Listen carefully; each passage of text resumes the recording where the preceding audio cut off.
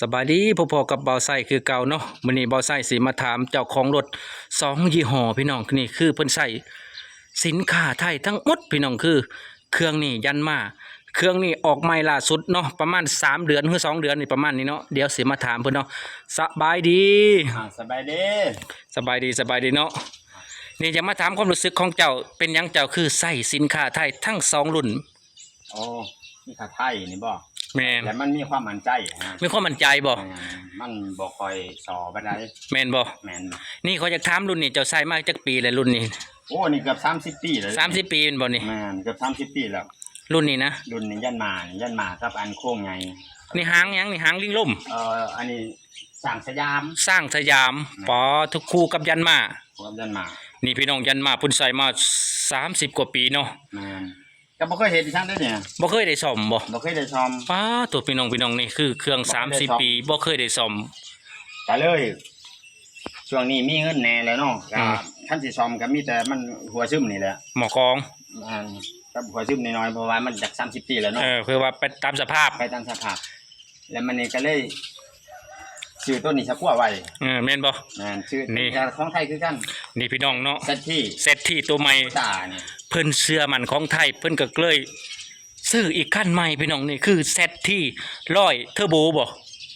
เซตที่แม่นที่100เทอร์โบแม่นจะมีเขียนเซตที่ฟ้าโอ้พี่น้องเนาะมาฟังนี่ดูมันแนะนำนี่คือเบิ่งจังไดจังมั่นใจของไทยเนาะจังมั่นใจของไทยบ่เนื่องมากับเบิ่งโลโก้นี่โคบุตาโอ้โลโก้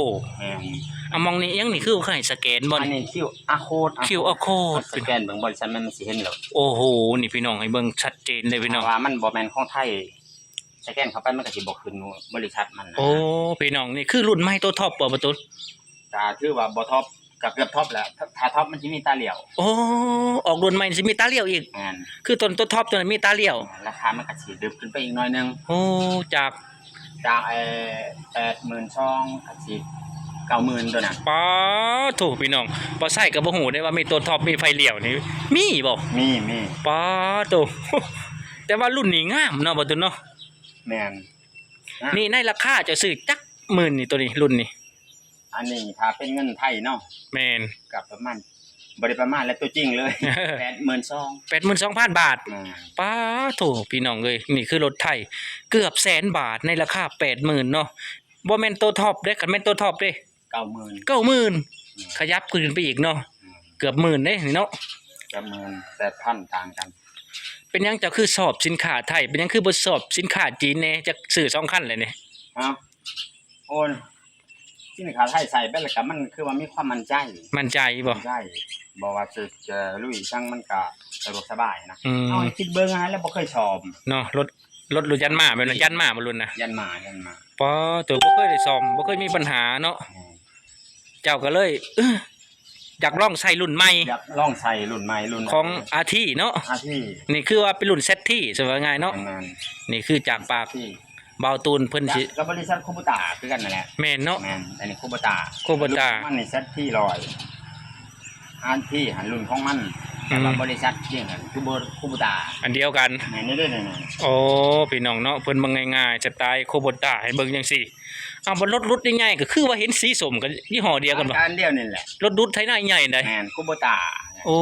โคบุตาคือกันพี่น้องเนาะนี่เพิ่นก็ซื้อเงินสด 80,000 บาทคันเป็นเงินกีบมั้ยเท่าไหร่อ่ะ82,000นี่กัน82,000คันเงินกีบนี่100กว่าบ่ได้150ล้านได้บ้างเนาะตีข่าวตีประมาณเนาะต้องปลาไหลอีกที่นึงเนาะบ่ฮู้ว่าเงินกีบต้องเพิ่นมันบ่แน่นอนเพราะว่าบ่ตูนเพิ่นซื้อเงินบาทเนาะ 80,000 บาท 82,000 เลยเพิ่นซื้อเงินสดๆพี่น้องเนาะเพิ่นสอบสินค้าไทยเนาะเมื่อก่อนเพิ่นใส่ยันมาเพิ่นก็เลยเปลี่ยนมายี่ห้อรุ่นใหม่ๆสดๆเนาะนี่คือโคบต้าเซตที่100เทอร์โบพี่น้องเนาะบ่แม่นตัวท็อปแต่ในราคา 82,000 บาทเนาะเพิ่นเชื่อมั่นในสินค้าไทยแม่นบ่แม่นกระชุเปลี่ยนทั้งโค้งเลยเป็นโค้งน้อยมันนี่โอ้โค้งใหญ่บ่ตัวนั้นน่ะอันนี้หางมันโค้งน้อยโค้งน้อยสร้างสยามคือกันบ่3เกียร์นะตัวนี้4เกียร์ถอยโอ้ตาช่างบ่ตาช่างของไทยอะไรนี่ตาช่างน่ะของไทยแล้ว แต่บ่ฮู้ว่ารุ่นหยังเนาะ เป็น4พลัสเป็น10พลัส X อ๋อนี่คือพี่น้องคือสินค้าไทยเนาะในลาวนี่เจ้ากล้าพูดบ่ว่าซุมื้อเพิ่นใช้แต่สินค้าไทยบ่ตน โอ้กล้าพูดกล้าเว้าเลย เต็มปากเลย เต็มปากเลย คนนิยมใส่แบบเกือบ100%เลยเนาะ แม่นพี่ๆน้องๆก็ใส่แต่ของไทยบ่ได้ว่าแต่พี่ๆน้องๆ ทั้งหมู่บ้าน เส้นไปแล้ว ในหมู่บ้านนี่ใช้ต้องของไทยเนาะเพราะว่าของจีนนี่ใส่มาแบบเห็นสภาพแล้วเนาะ เห็นสภาพแล้ว แต่ว่า พอสิเปลี่ยนมาเป็นของไทยกับเมื่อก่อนก็ใส่ของจีนหั่นแหละเนาะ แม่นบ่ ใส่ของจีนแล้วมันโอ้ย มีแต่ซ่อม มีแต่สอบ น้ำมันก็ซึมจังซั่นเนาะ ซึมต้องมากันในหม้อน้ำนี่แหละปัญหาหลักของจีนเป็น หม้อน้ำบ่ น้ำมักเติมเรื่อยๆว่า โอ้มันร้อนเร็วเนาะ มันหอนเร็วแต่อันนี้นี่แล้วเลยคือยันมาเนี่ยเติมเดี๋ยวว่าเทื่อเดียวใส่กันสนิม การชนิมแล้วเลย แล้วเลย คือยันมาเนาะมึงในผีรุ่นเก่าๆ30 ปี แต่เครื่องยังแบบบ่มีซึมมีหยังเลยน็อตยังเดิมๆพี่น้องเนาะนี่คือรุ่นยันมารุ่นนี่รุ่นบ่แม่นรุ่นแรกบ่จังนี่รุ่นแรกมันสิเป็นสีทองได้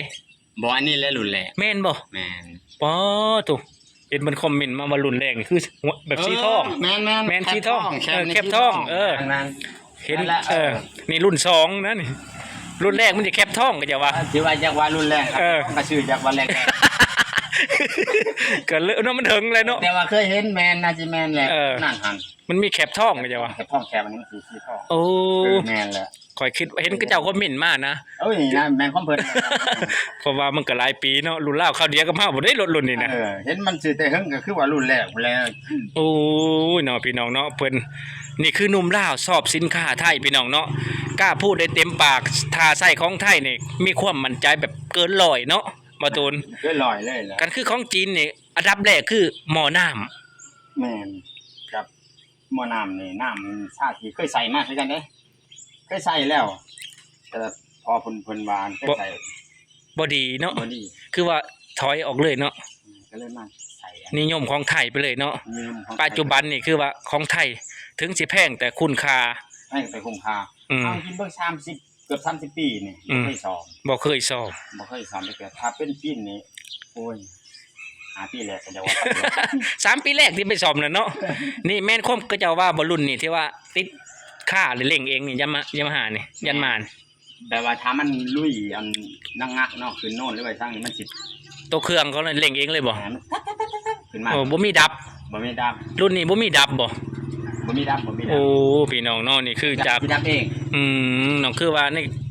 เครื่องยันมานถือว่าที่ข่อยเคยใช้มาที่เคยเห็นมาก็ยันมาก็สุดยอดเลยเนาะ แม่นโอ้ยชุดยอดแล้ว สุดยอดคักเลยข่อยว่า เขาเจ้าใส่ก่อนเขาว่าต้นนี้ก็คักคือกันว่าบ่แพ้ยันหมากันเลย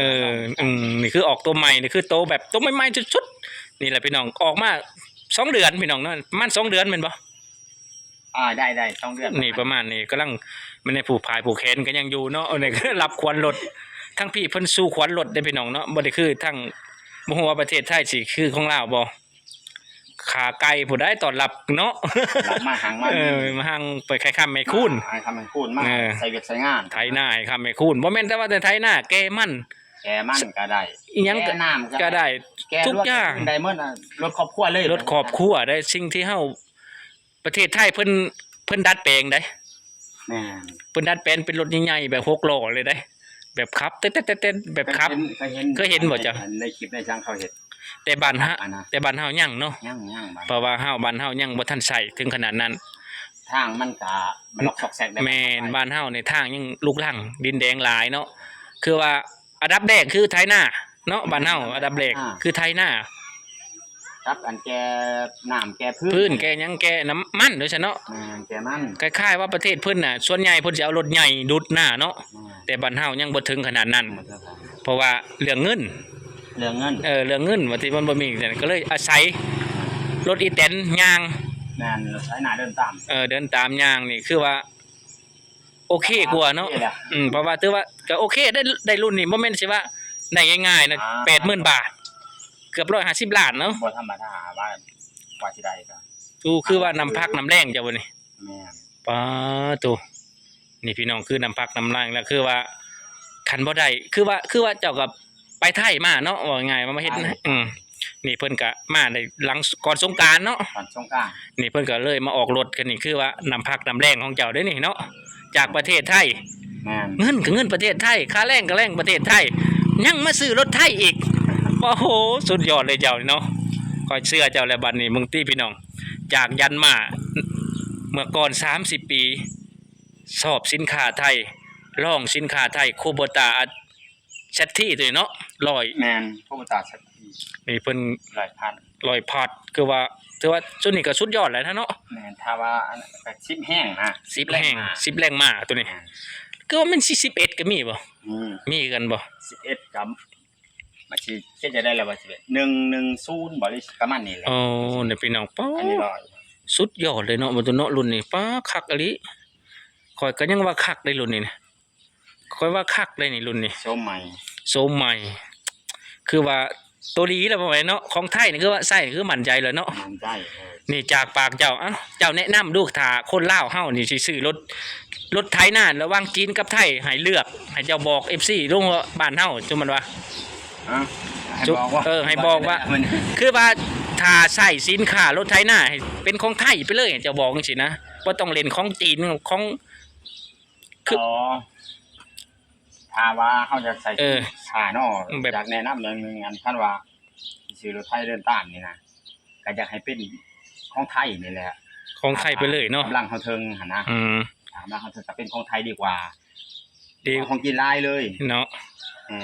ถ้าของกินหามันสิซอแต่ก็คุ้มถ้าซื้อไปแล้วมันคุ้มของไทยฮะ คือว่า เงิน ขึ้นกับเงิน คุ้มกับ บ่แม่นสิว่าใช้ไปละปี2ปีอันนี้เป็น10 30 20เนาะ พุ่นแหละ จนลูกจนใหญ่ อันมือเดียวก็แห้งพุ่นอีก อ๋อ อันใส่ผู้เดียว ถ้าใส่ของกินก็ใส่ทะนุถนอมกันยัง จะไปคือเขา จะไป อ้าวพี่น้องเนาะนี่จากปากคนลาวที่ชอบสินค้าไทยเนาะทั้งสองรุ่นเลยยันมากับแชทที่หรือว่าอาที่คูโบต้าว่าไงเนาะเดี๋ยวคลิปหน้าบ่าวใส่สิมาถ่ายยังให้เบิ่งอีกเนาะเดี๋ยวจึงพอกันอีกเนาะสบายดี สบายดี